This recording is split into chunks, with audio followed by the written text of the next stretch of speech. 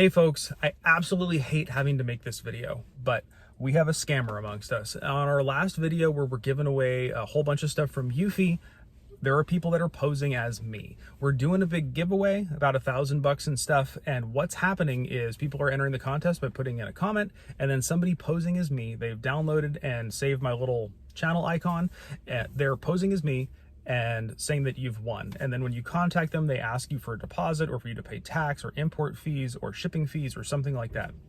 I'm not charging a dime. I'm shipping everything on our dime.